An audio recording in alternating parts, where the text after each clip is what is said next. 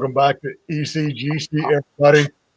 There's a line in one of the Marvel movies where Thor explains that the technology on Asgard is so far advanced that we here on Earth refer to it as magic. And that is the realm that our next speaker falls into.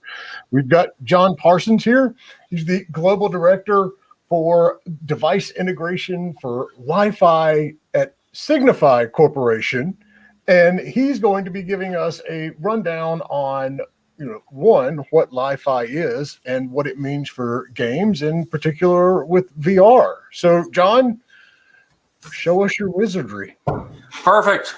Thank you for having me. And so, basically, I'm gonna speak for about 20 or 30 minutes, and then I'm gonna open up to questions, and hopefully, I can answer for you.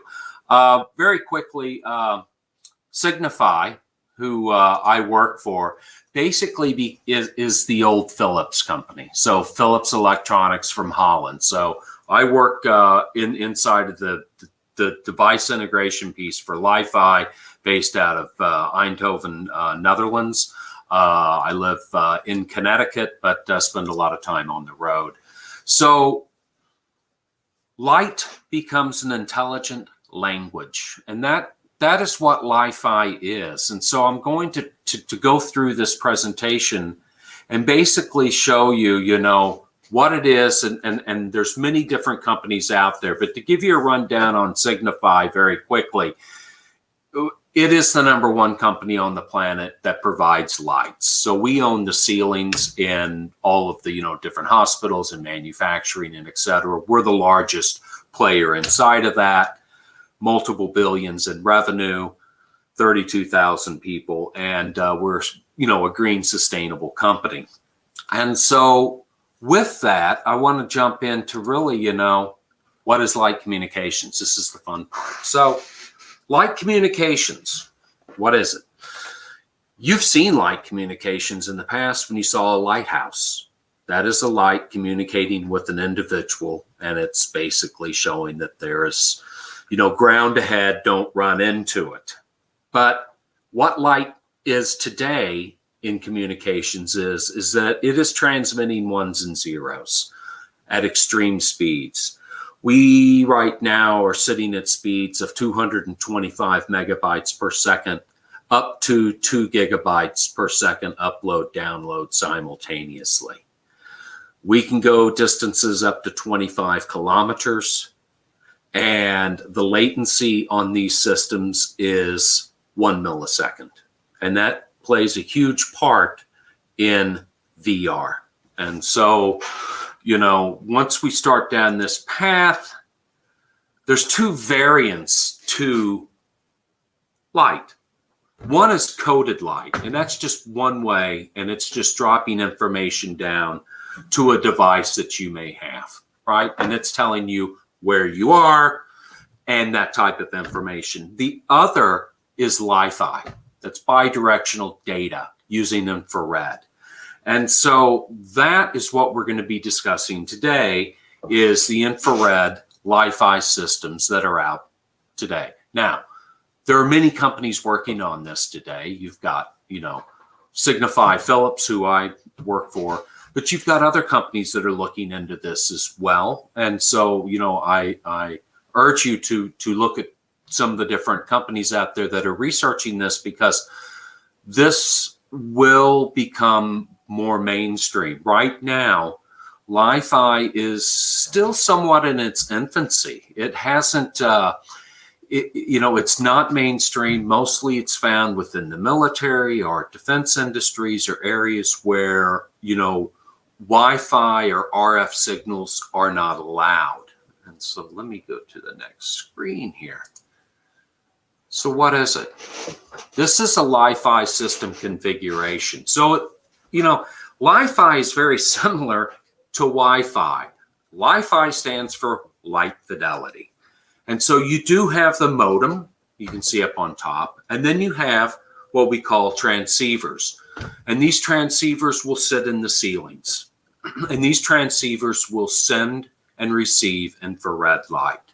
And then below that, you have access keys or access dongles. And those are what are going to be sitting on different devices. Headsets, AR headsets, VR, laptops, they're putting it into different edge devices, right?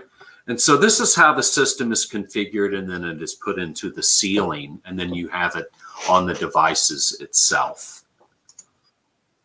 And so basically you have the internet or an Ethernet network coming into the modem, and then you have the universal access points or the transceivers in the ceiling, and then it is basically, think of it as a shower, and it's a cone, and it's coming down and it's showering data onto the dongle or the receiver.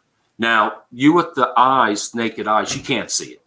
And it is just basically sending ones and zeros at extreme speeds.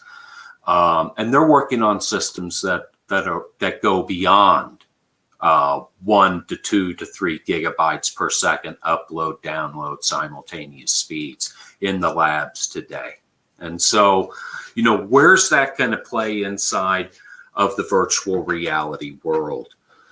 One of the issues with virtual reality headsets is that they need to be tethered to get the speed and the latency that you want. Usually in a Wi-Fi setting, you're looking at probably 11 millisecond latencies, 10 millisecond latencies from the device to the access point.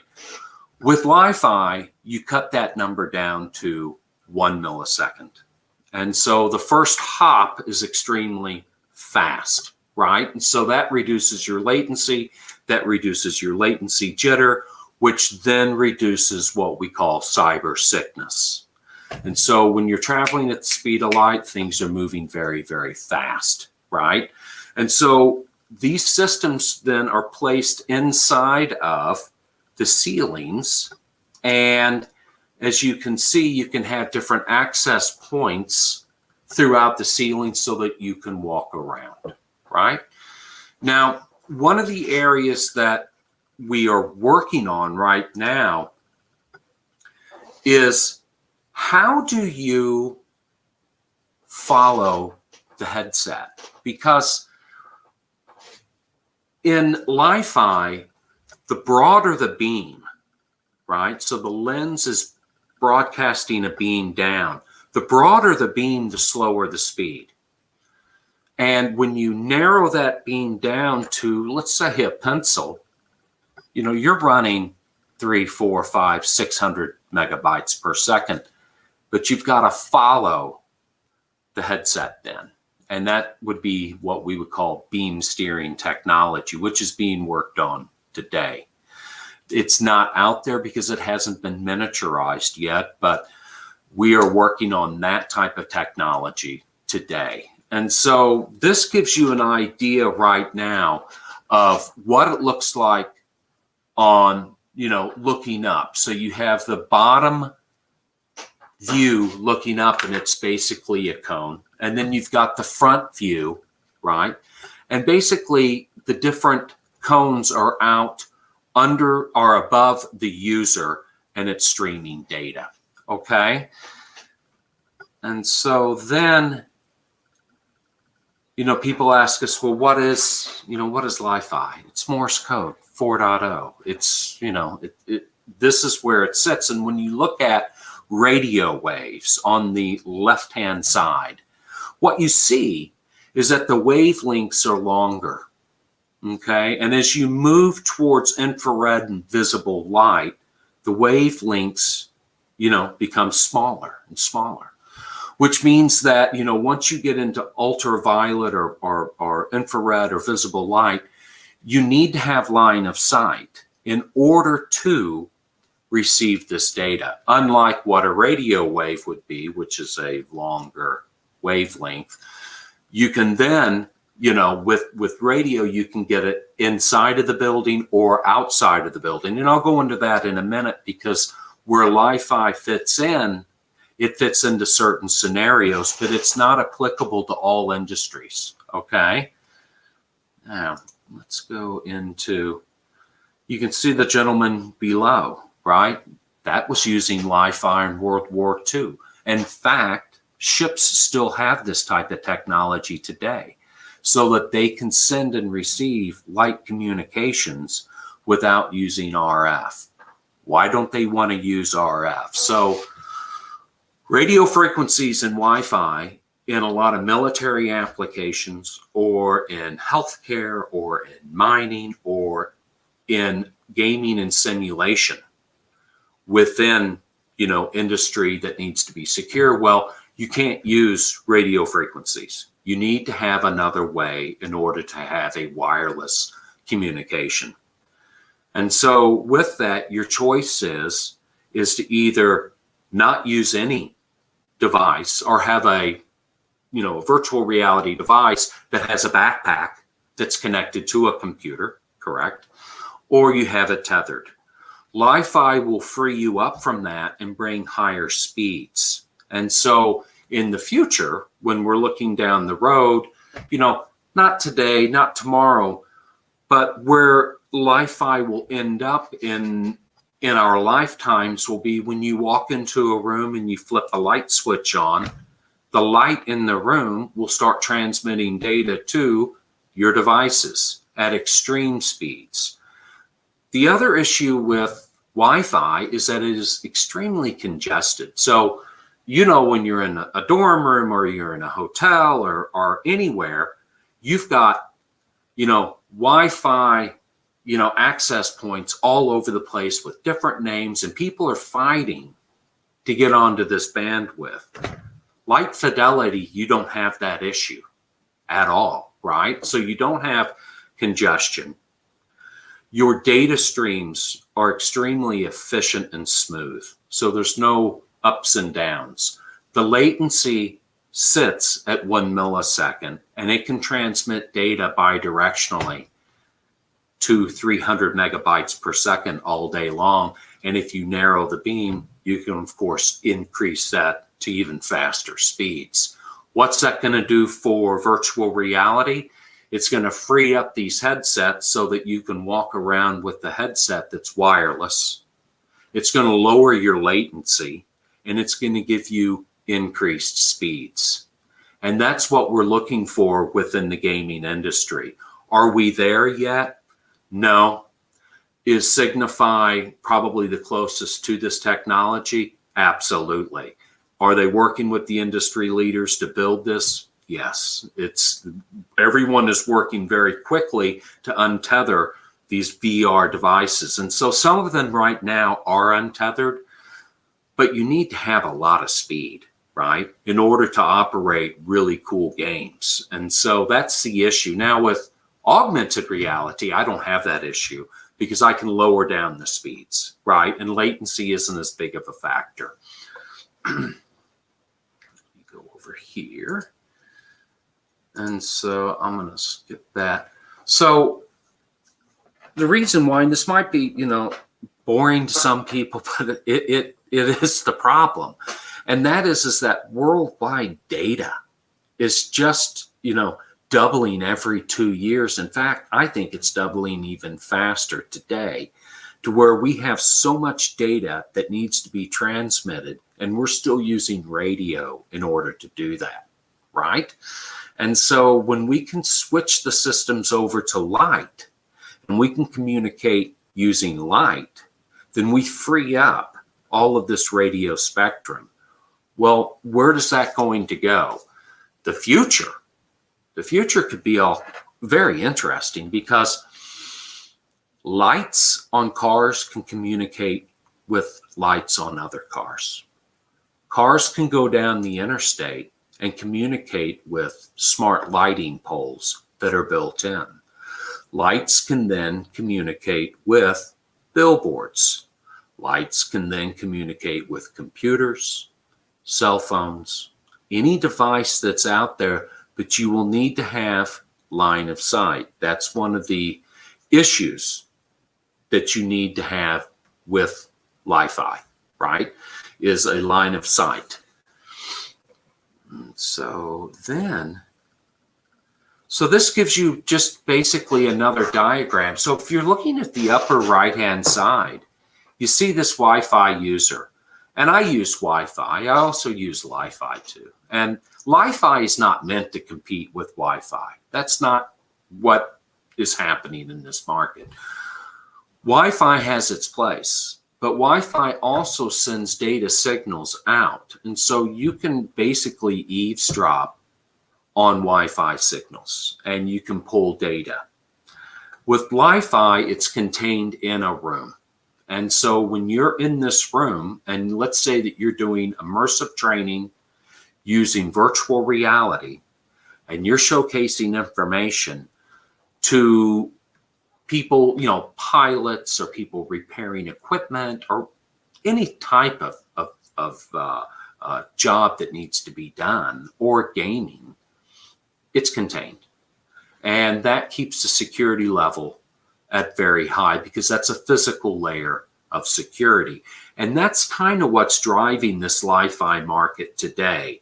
But the offshoots from this will be, in the gaming industry, is extreme speeds for these headsets. And so we're working with some of the different headset manufacturers today, looking at building LiFi into these headsets and using beam steering to follow the headset while they're, you know, walking around or doing certain activities. And so that's the Achilles heel today. We have the beam steering technology, and it's just being miniaturized at this present time.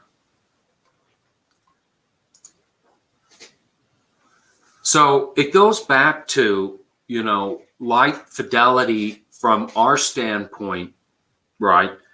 It's a very, very secure solution for a wireless system.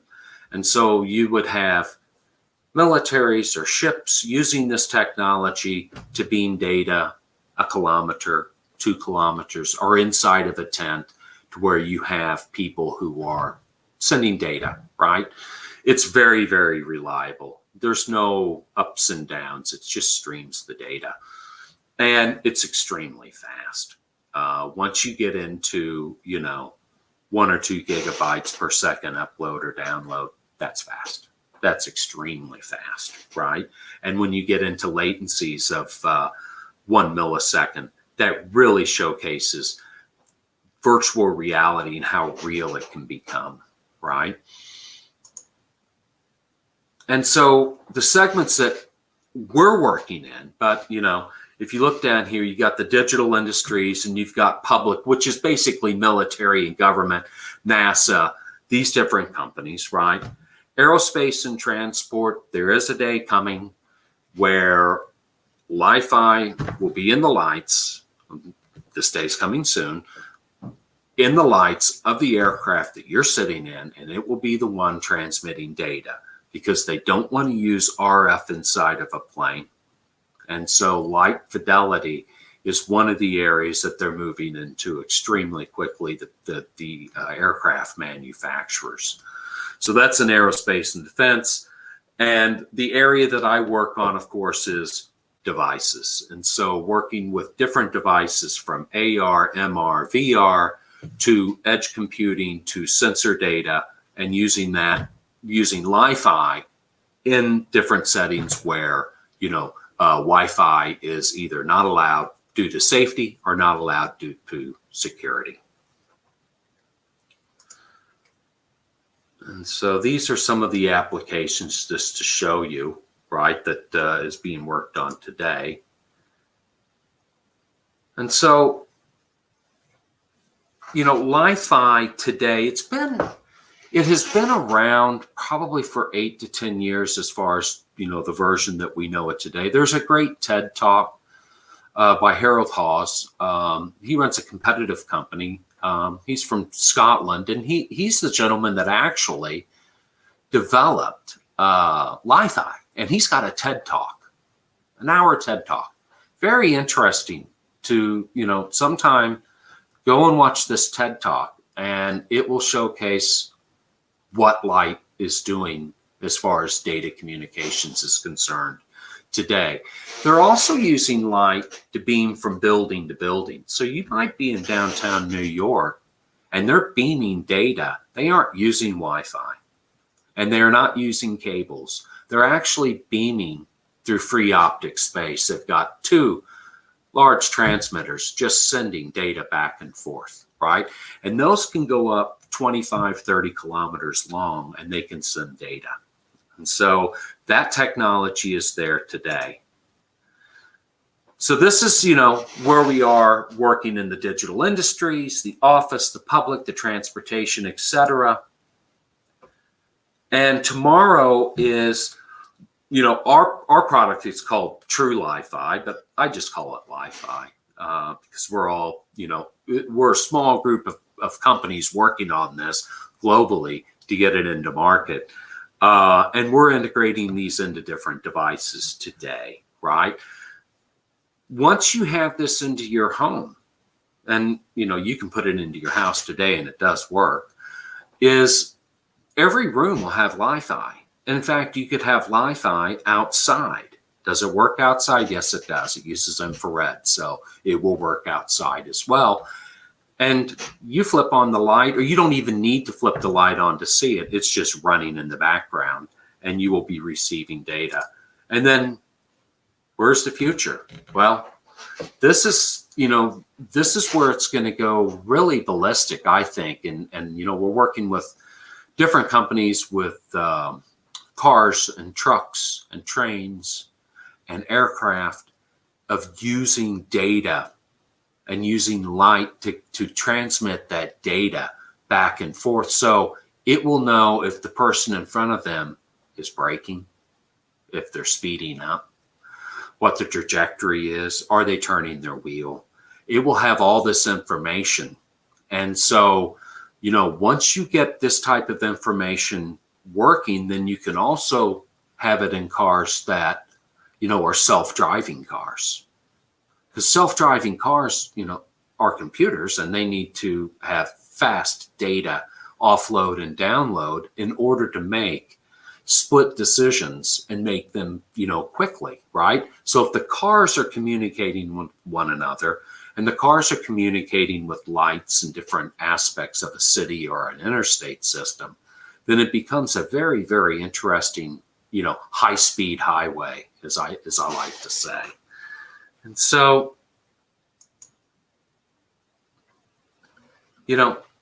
I bring up this site because I thought it was just an interesting, slide. And it's a petabyte. What is it, right? And you can look on the slides here of, how much data is being created each and every day and how much data is having to be transmitted to devices, from cars to IoT to VR to AR. And there needs to be a solution that can send a lot of data extremely fast with low latency. And that's where light comes in. And basically it's the speed of light, as we like to say. And so, that gives you really a good, breakdown of what Li-Fi is. And hopefully, I can answer questions from you, to shed more light on, this amazing technology that is out there that is happening today. And it's not the be all end all, and you can't go and buy it at Best Buy. You're buying it direct right now. But trust me, the wheels are turning in industry on how to make this relevant every person's life. Well, that's super interesting. How's it going, John? It's going good, Dan. I'm gonna pop up some questions here for you. Number one, how far are we from mainstream acceptance in the home? That's a good one. Mainstream acceptance in the home. We are probably 2 years out, maybe 3 years out. We're working with construction companies now in apartment buildings and large condos that could utilize light to get rid of the Wi-Fi so you don't have the Wi-Fi congestion. And they are starting to build these transceivers. You know, I've got transceivers here. Where the heck is my transceiver? I've got transceivers here and building these into the ceiling so that they're ready to go. So I'm saying 2 years. I could put one in your house today, and the cost of something like that is about $1,000 to $2,000, depending on the size, the footprint, etc. So it's not prohibitively expensive. So here's a good question, and I am curious about too, like conditions that need to be respected besides line of sight. Like, what if I'm standing right in front of the thing that sends the information? Or does that block the signal? So you need to have line of sight, and I think I got the question right. If you're standing in front of the light that is transmitting the light, you need to have line of sight. You need to have line of sight from the device. Here it is. Here's the device. From this device that's sitting in the ceiling to this is a prototype device on your headset or whatever. You need to have line of sight. So you have to have like multiple senders of light, right? Multiple lights. Exactly. And that is the key. So you would have multiple in there. Now, in one room where you would be gaming, and we're working on this one, is that these would be round and they would transmit light out, and you would have a 10 to 12 foot coverage of this transmitting data very quickly on top of the headset. Oh, that's cool. So is it visible light, or is it invisible light, or ultraviolet, or? It's infrared light. Okay, so you can't see it unless you have an infrared headset. That's cool. So yeah, his Aiko's question was: there any other conditions that need to be respected besides line of sight? Yes, there is. There's a few, right? So let's say we're putting these into greenhouses, right? And the reason being is that greenhouses have a hard time running RF signals. 5G, forget it, right? Everyone talks about 5G. 5G can't even penetrate the bottom of a jungle floor, okay? 5G can't even go into a building that has foil over the windows, right? It's a very interesting technology, and I like it. I'm a telecom guy. But with this technology here, if it is smoky, it could slow it down. It won't stop it. It does work underwater. It works underwater, and it works underwater, especially with seawater. I don't know the reasons being, but it does, right? That's actually the area that I work on with submarines and shipping and that type of stuff, right? So smoke, haze, if it's really, really, really dense, it could slow it down. Rain, probably not. Maybe it would obscure it a little bit, but it's still going to be sending that data. But it's really, you need line of sight. What's the furthest distance it can go? Well, with the systems that we're using right now and for gamers, right, we can run at 8, 10, 12, 15, 20 feet, no problem, right? That's not a problem. The longest distances it can go, we're testing systems that can go up to 50 kilometers. Oh, wow. Okay. Wow. Right. But of course, you'd have to have multiple ones, because if something blocks the signal, then, Yeah, these are sitting on towers, and these, there's a whole area, and we really don't work inside of that area with light communications. Our systems here, this system here is a long distance system in our company. You can see the lights, actually. These are heavy too, right? They're about a pound each. This is a data communication system. You can put 25 meters apart, and it's just like having wireless fiber optic, and it will stream data all day long, as fast as you want it, right here. These two devices, right? And up to 25 meters. That's awesome. And in 5 years, those things are going to be super small. Yeah. Exactly. Instead of being like a brick, right? That's where we are. Crazy. That is awesome and crazy. I mean, that is a lot of that last file that you're like 1,000. I haven't even heard those, because nobody talks about what is it called? Polybytes? Petabytes. Petabytes? Nobody talks about that anymore. That's not even a thing. No, but for gaming and what is being built with these systems and the software, speed is king, and latency is the king of kings as far as I'm concerned. You got to have low latency and high speed. And that would mean that you'll be able to like stream a game and play it and not have a powerful thing. Have a powerful thing playing the game, but whatever you're playing it on, it doesn't need to be that powerful because it can be streamed. Exactly, and that's what we're working on, so that that's crazy. The computer can be sitting somewhere in a room or in another room, and it is just humming and singing along, and it's just cranking out information, and it's being sent by light, speed of light. That's amazing. Okay, so here's a question from Tommy G. What about the last mile of internet to the home? Won't that be the bottleneck? That's the bottleneck. That's the bottleneck. That's it. That's the deal. I can't help you with that. All I can help you with is the first hop. That's awesome. Hotel rooms, please. Yes, in hotel rooms, that'd be amazing. Got a whole division. The whole division everything. Looking at doing this for hotel rooms so that when someone walks in and they work and they want secure internet connection and they want high speed, this device, wherever it went, sitting up in the ceiling. We're already, we've got, I don't know how many hotels now under contract in Amsterdam. You'd have to go to Amsterdam to visit, but that's not a bad place. Right, but those things are going to be faster than what the internet would be with cable. You know what I mean? That's right. And that's where it's going.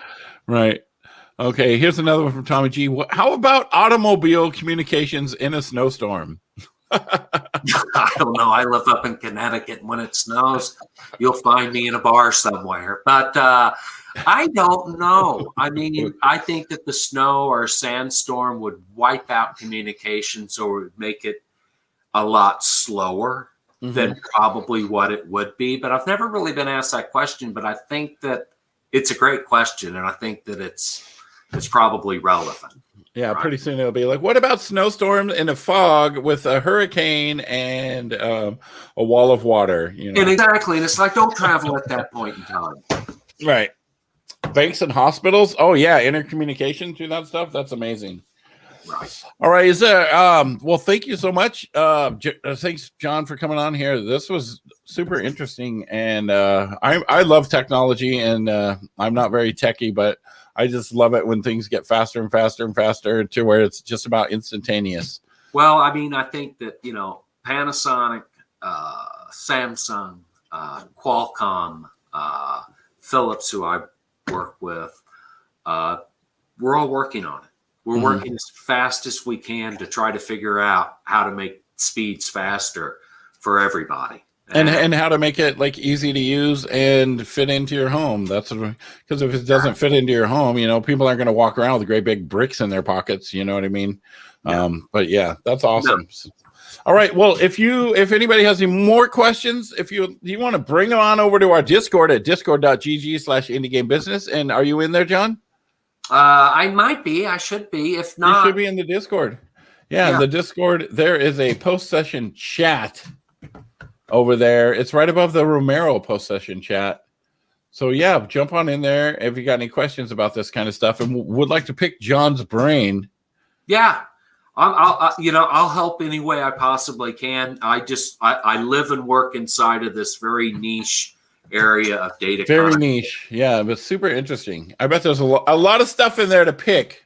And well, we have next video games for mental well-being with Gabriel Papalardo. So that will be interesting. And that comes up at the top of the hour. So thank you so much. Thank you. Cheers.